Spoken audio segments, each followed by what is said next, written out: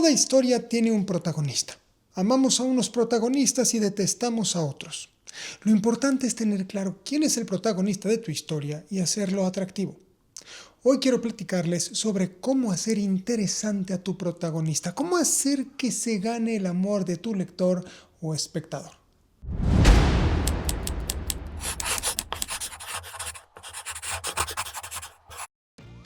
Hola, soy Enrique y pues nada, pues eso. A ver, lo primero que necesitamos es saber quién es nuestro protagonista. Esto podría parecerles poca cosa, pero es que hay historias en las que ni el escritor sabe quién es el protagonista. Ustedes me podrían decir, oye, pero he visto películas y he leído libros con muchos protagonistas, y es que sí existen historias con más de un protagonista. También hay personajes que podrían parecer protagónicos, pero no lo son.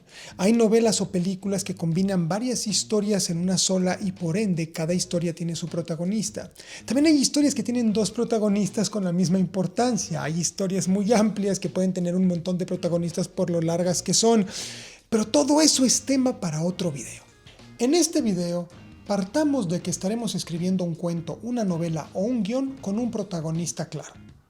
No recuerdo qué gran gurú de la escritura dijo que de preferencia debemos tener un solo protagonista, sobre todo si no queremos confundirnos y terminar con la historia hecha un desastre. ¿A qué personaje debemos seguir durante el desarrollo de la historia? ¿Con quién nos vamos a identificar emocionalmente? Ese es el protagonista.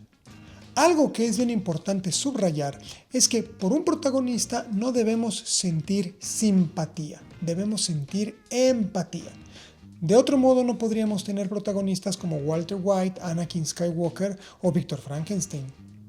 Aunque tengamos un protagonista cuyas acciones sean cuestionables, debemos tener la capacidad de comprender al personaje y entender de dónde provienen sus decisiones y sus acciones. Entonces, ignoren aquel comentario que dice que todos los protagonistas deben caerle bien al lector o al espectador. No siempre, no necesariamente. Pero que no querramos al protagonista no significa que no sea interesante.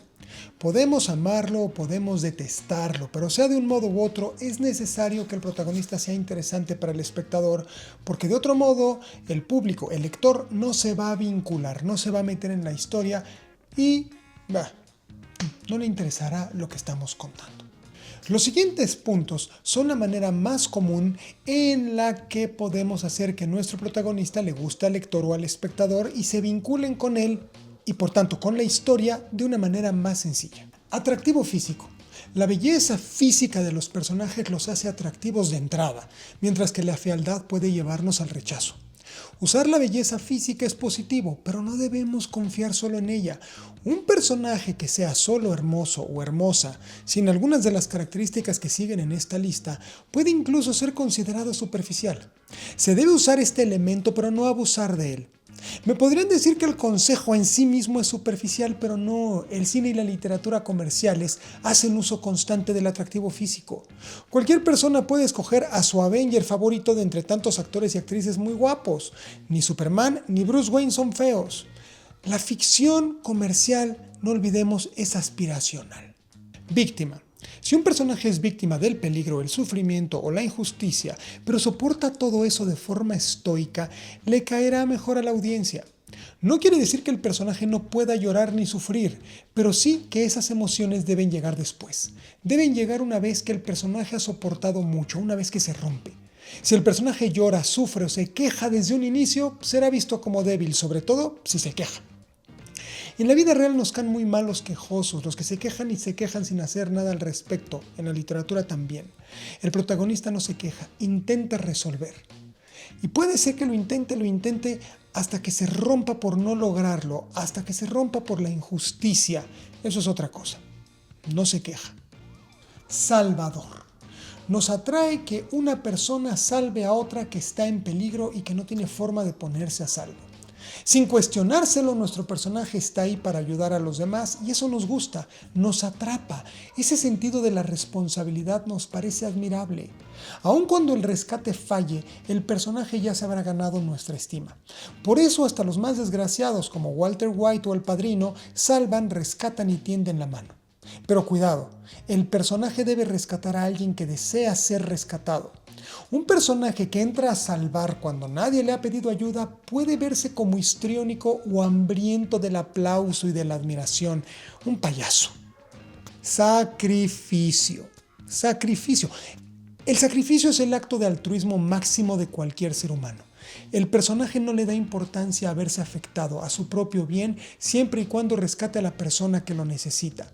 Pero cuidado, si el público siente que el sacrificio no es necesario, que se pierde más de lo que se gana o que la cosa no era para tanto, va a rechazar al protagonista al instante.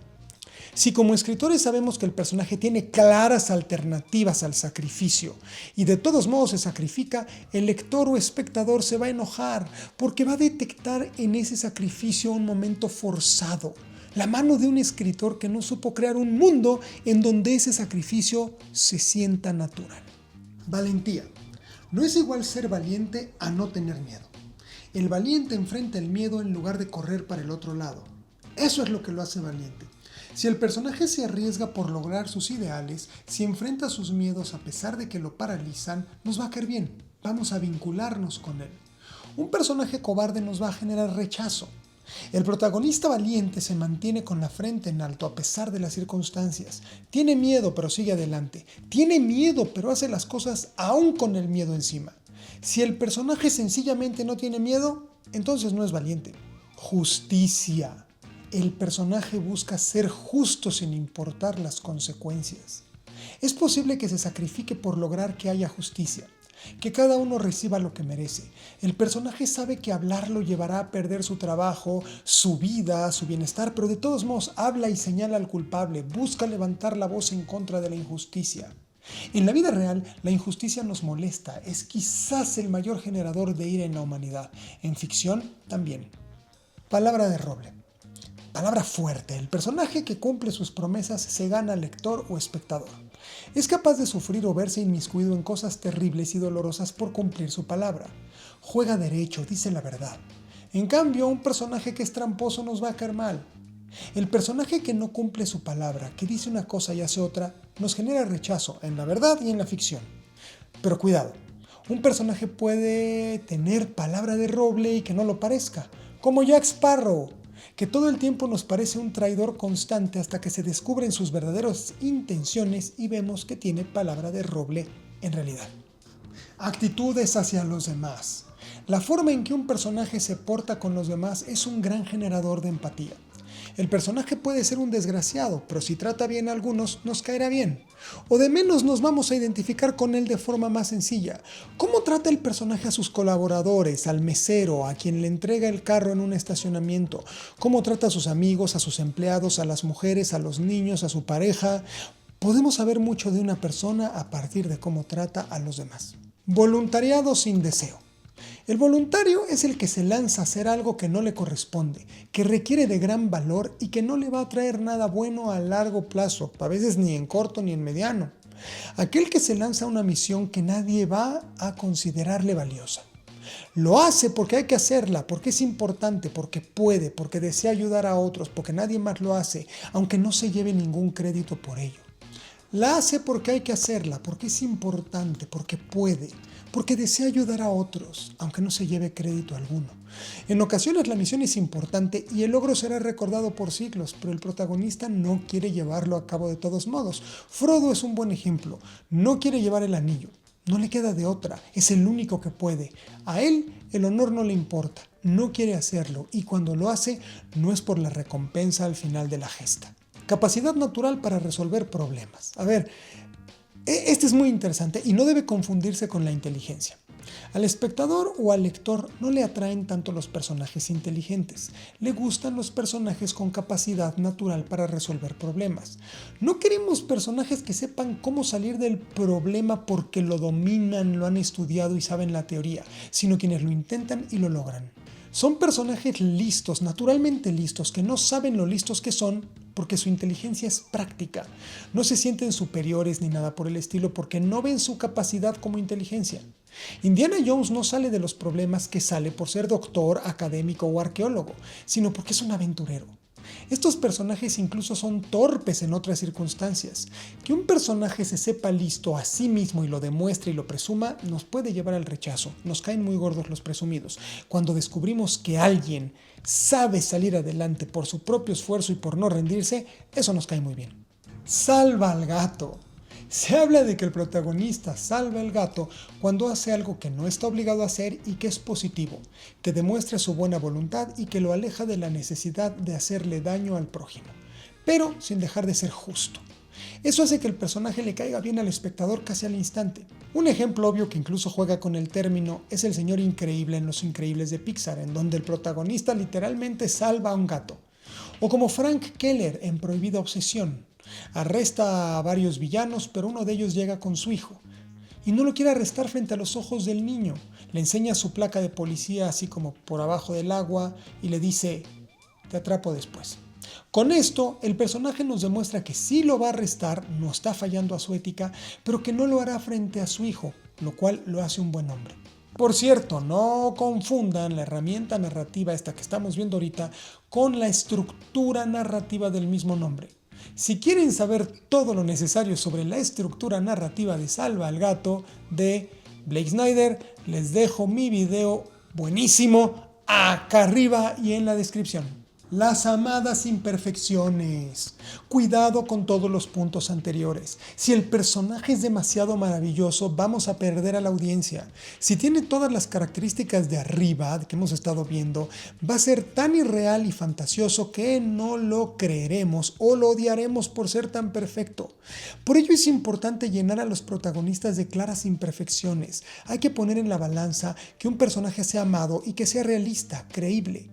Han Solo es guapo, valiente, listo y gracioso, pero también es codicioso, irresponsable y egoísta. Tony Stark es prepotente, presumido y mujeriego, pero tiene muchas otras características positivas. Un héroe con más características negativas que positivas, pero en donde las positivas nos llevan a amarlo, es conocido como antihéroe. Más adelante voy a hacer un video en donde hablo de cómo se le llama a varios tipos y tropos de personajes, incluido al personaje que es demasiado perfecto. Como siempre, estos puntos no son las únicas maneras, y como siempre debemos recordar que estos puntos son la base para construir una historia comercial. Hay historias en las que el protagonista no es atractivo ni cae bien, en donde los errores y lo odioso que es son la base de la historia, pero no son historias necesariamente comerciales. Es más, hay historias en donde el público se conecta más con el villano que con el héroe. Quiere ver qué hace el villano a continuación sin que le importe mucho lo que le suceda al protagonista. Pronto haré otro video similar a este en donde hablaré sobre cómo escribir a un villano que nos genere repudio. Y cuidado, porque dije villano, no antagonista. ¿Saben cuál es la diferencia? Sí, muy bien. Si no, pues suscríbanse al canal, píquenle a la campanita y vean otros videos. Se vienen videos muy interesantes. Ya nada más en este les quedé de ver 2 más, así que no se vayan a ningún lado. Por cierto, mi segunda novela tiene a un protagonista con un montón de características horribles, pero con el que no vas a poder dejar de conectarte. Si quieres saber más, pues te dejo abajo en la descripción el link a Amazon para que le eches un ojo a mis novelas y apoyes mi trabajo y la continuación de este canal. Si estás atorado con tu guión o con tu novela y necesitas ayuda, si estás buscando un editor independiente o un corrector de estilo, acá ando. Estoy a tu servicio y te dejo todos mis datos en la pantalla final. Y pues nada, buena suerte.